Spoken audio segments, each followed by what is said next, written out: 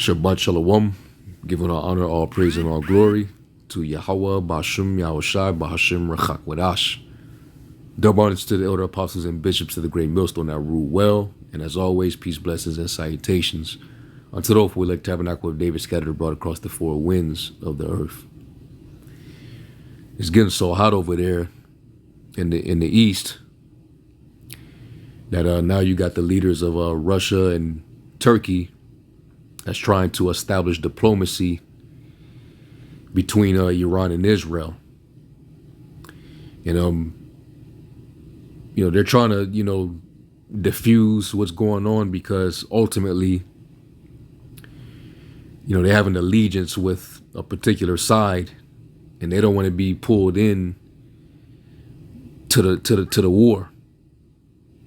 So their best bet in their mind is to try to talk sense into both parties to try to negotiate some kind of peace between the two, while they at war with each other. And unfortunately for them, it's not going to work out. The Zionists, they're hard bent on, making sure that Iran doesn't, meet the uranium level to be able to produce, a nuclear bomb or whatever.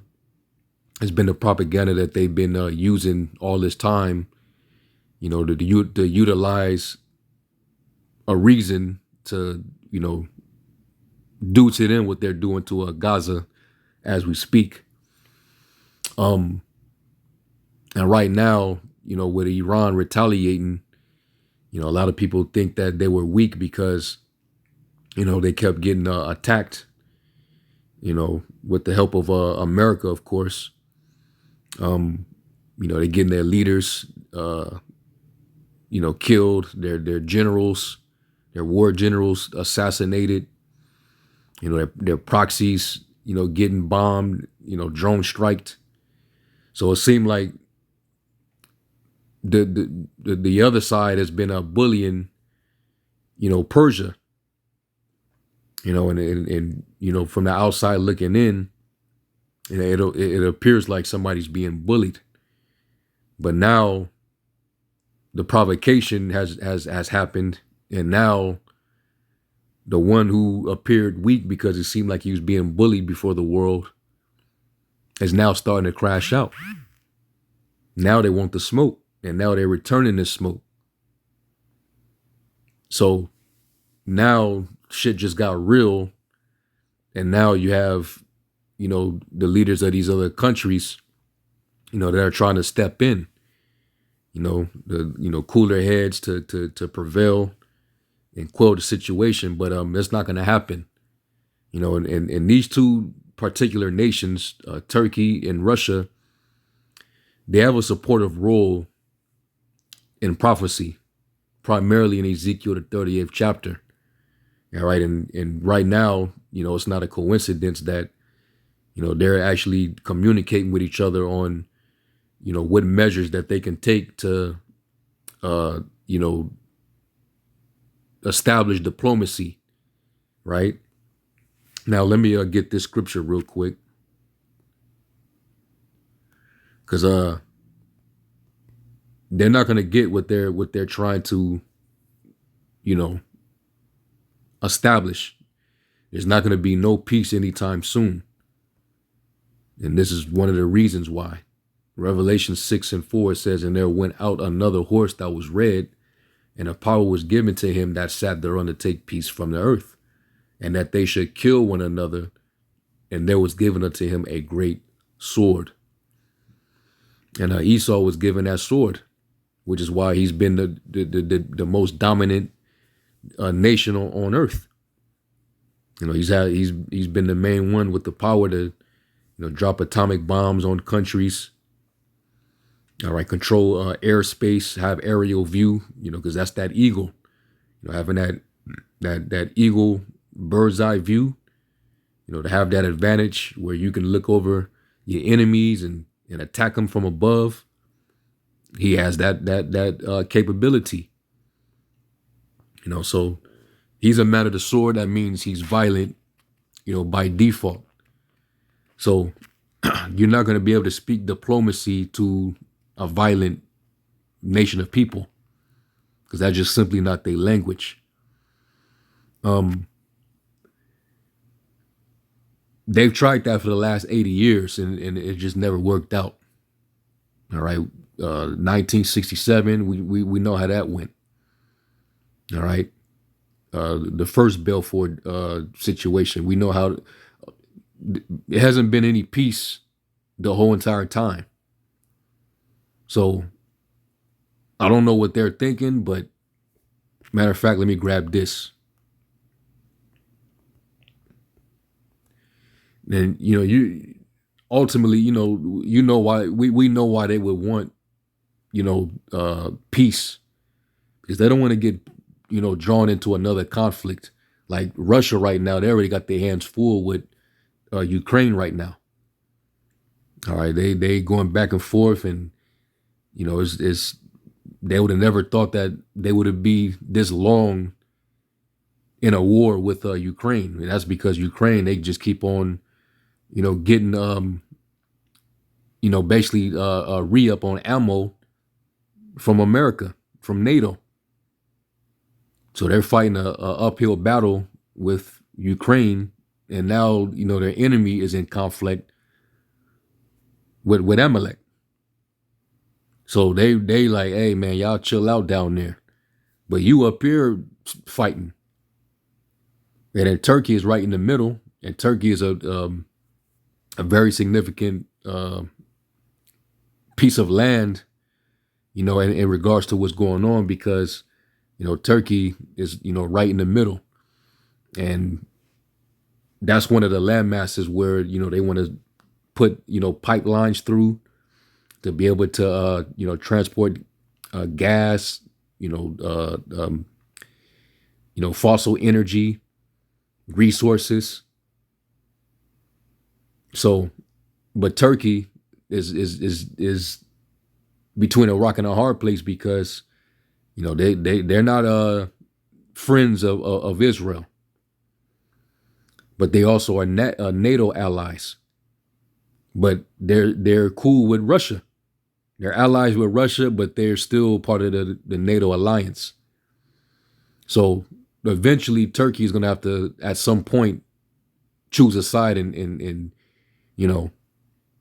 going to have to basically leave NATO. They might as well just pick a side and stick with it.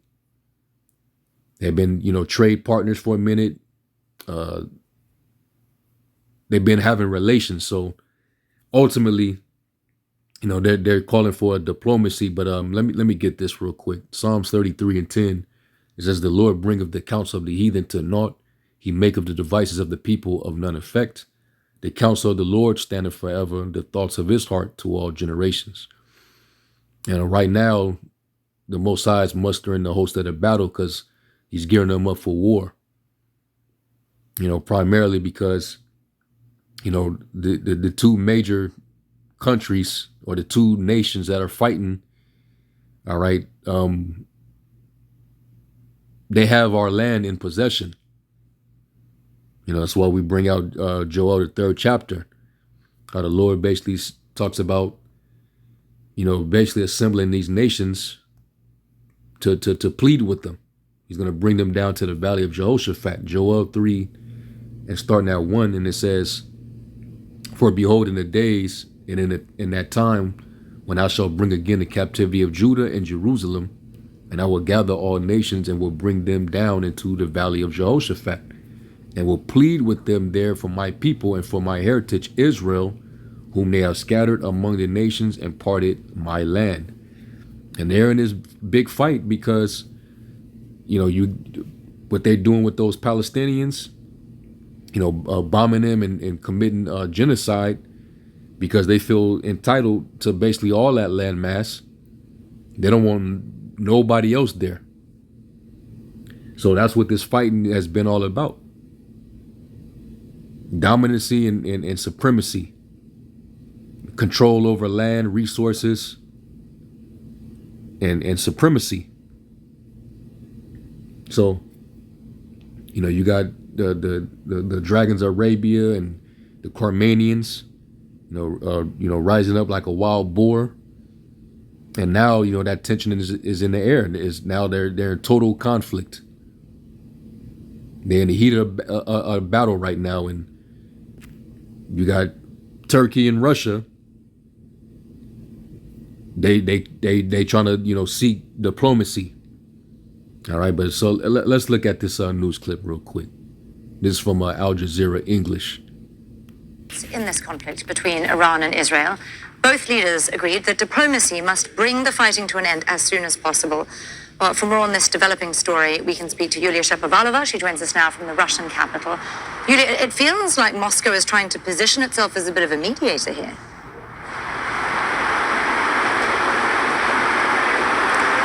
Well, actually, as always, it does it always. Well, of course, both sides have expressed, as we heard, the most serious concern about the ongoing escalation of the Iran-Israel conflict, which has already led to a large number of casualties. And that, of course, will inevitably cause severe long-term consequences for the entire region. Yep, because that means the longer it gets drawn out, the more of a chance that more nations are going to get dragged in and get involved. That means that you got to spend more money. All right, you got to continue to send more support and aid, to these countries, and all that increases is more casualties, more damage, pollution. That's all that's going to happen. War costs. And according to prophecy, Russia has to be a guard unto these nations. And Persia, which is the Iranians, happen to be one of those countries. So in this long drawn out war between them and Israel, Russia will be forced to have to continue to support them. You have to continue to give them ammunition. So they're trying to basically, put a stop to it by trying to promote peace, even though we know that that's not going to happen. A matter of fact, you already know where I'm going. 1 Thessalonians 5:3. And it says, "For when they shall say peace and safety, then sudden destruction cometh upon them, as travail upon a woman with child, and they shall not escape." And that's what's happening. And we're in the beginning of sorrows and also the beginning of wars. Let's get our 2nd Ezra 16th chapter. And I'm going to start at the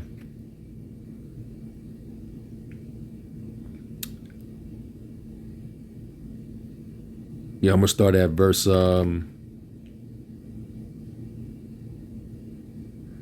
15. It says, "The fire is kindled and shall not be put out." So you trying to establish peace in the midst of a time of, ongoing war, tension, anger is at an all-time high, is raging is at an all-time high. You ain't gonna be able to put that smoke out. It says, "The fire is kindled and shall not be put out till it consume the foundation of the earth. Like as an arrow which is shot of a mighty archer returneth not backward, even so the plagues that shall be sent upon earth shall not return again. Woe is me, who would deliver me in those days?" This is Ezra speaking. And why is he saying this when, this was spoken of 2,400 years ago?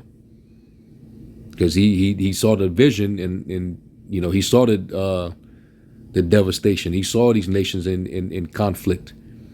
He saw people starving. He saw all of that. He saw the plagues eating people up. He saw himself in the midst of that because, when they had visions, it was like 3D. All right. Plus, reincarnation is a real concept. The prophets will be back in this day and age, and they would prophesy the things that was seen, and that had to be written down in paper or on the scrolls. 2nd Ezra 15:1, write them in paper, for they are faithful and true. All right. It says the beginning of sorrows and great mournings, the beginning of famine and great death. And we in that time. From all this war, it's going to be a lot of death. The beginning of wars, and the power shall stand in fear. The beginning of evils, what shall I do when these evils shall come? So it's really nothing that these nation leaders can do. All right, the UN, then tried to step in over the years. You can't stop these devils, man. Once they gone, they're not thinking about peace. All right. There's a saying, to a hammer, every issue is a nail. So they only solve their issues through conflict, war. So, good luck with trying to, establish diplomacy. Netanyahu ain't trying to hear that. All right. This dude had to evacuate. They got to go under bomb shelters, and I'm even seeing clips of them rats. They're getting into bunkers and they're telling people that's non JEJOO, all right, or basically a non-48er. If you're not a small hat, they're gonna deny you access of getting into those bunkers or those shelters. So basically, you shit out of luck.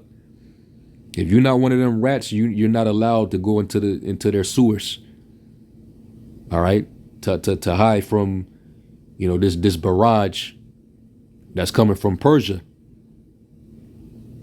So if you Thai, if you you Arab, you Chinese, whatever, if you're not one of them, you're not welcome. So you might have to be out there and die. And meanwhile, Trump, he's trying to rush from the G7 meeting, and he's basically telling the Iranians, y'all got 48 hours. Everybody better evacuate. Now we're gonna see if he's just bluffing, if he's just selling wolf tickets. We're gonna see, because them small hats, they have to act on their own. They was gonna do it with or without America's approval. So he looking like a jackass, and so now he got to act tough, and now he's sending in threats. So now we're gonna really see in the next couple of days, what happens. But I'm gonna just say this: America get directly involved, and they directly, shoot a strike on Iran. It's over with. There's no turning back. It's war. In the spirit, it's already happening. All right, they're officially at war.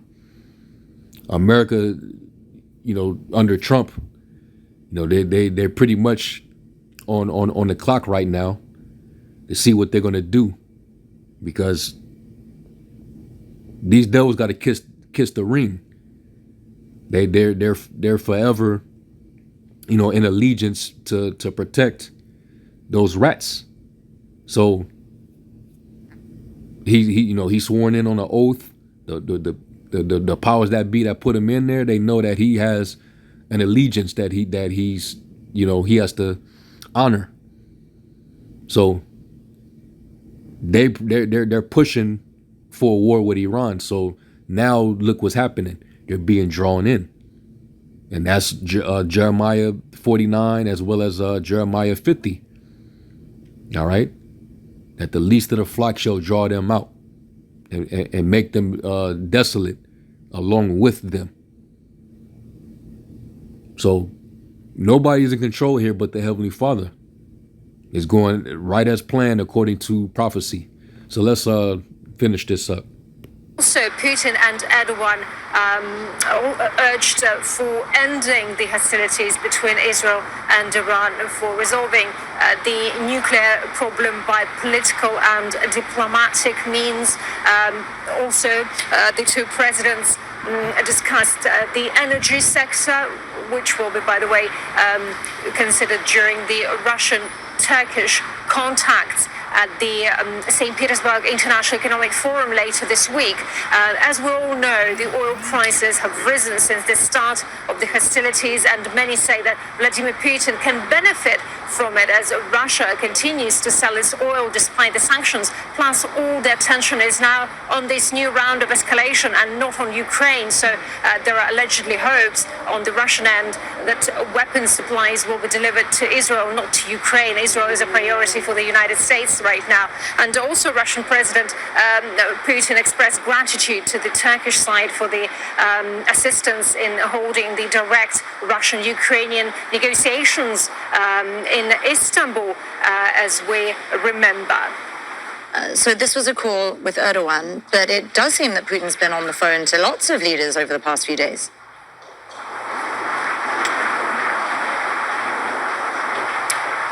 Yes, that's right, including US President Trump and the Israeli Prime Minister and other leaders. And obviously, well, it's quite obvious because Russia for many years has been on Iran's side in politics, standing with Iran. And obviously, Russia and Iran have been strategic partners and allies. As we remember, in January this year, the two presidents signed a comprehensive strategic partnership agreement. The trade turnover is growing, including weapons sales, and Russia is building Bushehr nuclear power plant in Iran. And also heard earlier from Russian Foreign Ministry in its statement, the Russian Foreign Ministry expressed extreme concern about the dangerous escalation of tensions in the Middle East and has strongly condemned the violent action of Israel, which violated the Charter of the United Nations and international law. And also, according to the Russian Foreign Ministry, any unprovoked military strikes against a sovereign UN member state and its citizens and its nuclear energy as well, and nuclear energy infrastructure are absolutely unacceptable. Yeah, so yeah, they crossed them red lines and they don't care. You know, they got they sieged all his power, you know, and scaring everybody because they got the boogeyman, the USA, you know, riding right behind them. But you know, Russia, they have an obligation because they're in partnership with them. So that's why they have to protect their interests. Let's get that in Ezekiel 38. And Turkey, you know, even though it seemed like they're on both sides, you know, eventually they're gonna have to cling to one side, which prophecy is it got them leaning towards the Russian, Iranian, China side. So that's what's basically gonna happen. So let me get this. I'm gonna read it in the A&P. All right, this is Ezekiel 38:1. It says, "And the word of the Lord came to me, saying, Son of man, set your face against God of the land of Magog, the chief ruler of Meshech and Tubal, and prophesy against him, and say, Thus saith the Lord God, behold, I am against you, O Gog, chief ruler of Meshech and Tubal." All right, which Gog represents Russia. Let me do this real quick.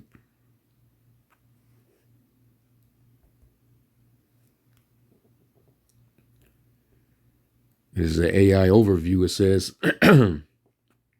and some interpretations of biblical prophecy, particularly within Ezekiel 38 and 39, Gog is understood to be a figure associated with Russia. The term Gog in these passages is interpreted as a title signifying a leader or ruler, and Magog is seen as the land or people he rules, which Magog just means of Gog, right? Some believe Gog as the leader of Magog is a symbolic representation of a powerful nation often linked to Russia that will be involved in end times conflicts. All right, and hey, you can't beat prophecy. All right. The Lord, he declared the end from the beginning. So you can't offset it. You can't go against it. Even if they trying to call for peace, but it's just simply not going to happen because that's not what the Lord purposed. All right. It says, I will turn you around and put hooks into your jaws and will bring you out and all your army, horses and horsemen, all of them magnificently clothed in full armor, a great horde with buckler, small shield, and large shield, all of them wielding swords, heavily militarized. Okay. Missile defenses, sophisticated military technology, ICBMs, ballistic missiles, hypersonics. All right. Nuclear submarines, all that. It says Persia, Iran, Kush, Ethiopia. You can add Somalia and Sudan in there as well, and put Libya, North Africa with them. So those are they're Russia's allies, and Russia has to basically protect them, right? Because they have economic interests, all right, and trade relations with these countries. Primarily the resources, the oil, the natural gases, weapons, etc. It says all of them with shield and helmet, Gomer and all his troops, and that's dealing with Turkey. Let's do this now.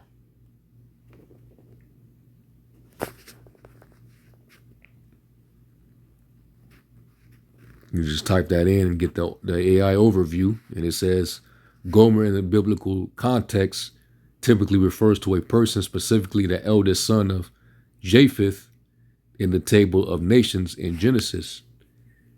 His descendants are often associated with the Sumerians, who historically inhabited areas around the Black Sea and parts of Asia Minor, modern-day Turkey. In some interpretations, Gomer is also linked to the modern nation of Turkey, particularly in relation to prophecies in the book of Ezekiel. There it is. All right. So Turkey in the prophecy is going to be aligned with that side, right? And all its troops, Beth Tergama, which I believe Beth Bayath, house of Tergama, from the remote parts of the north, and all its troops, many peoples with you. You, Gog, Russia, be prepared. Prepare yourself, you and all your hordes that are assembled around you, and be a guard and a lookout for them. And that's primarily their role. So, hey, y'all got a supportive role. All right, you do your job. Russia, Turkey. All right, Turkey is eventually going to get in, and they're not friends of Israel. Okay, but Putin, you got your hands full already. Y'all both are in combat with enemy nations. So, hey, instead of trying to call for peace, because it's beyond that, the damage is already done. Massive casualties, destruction on both ends. All right.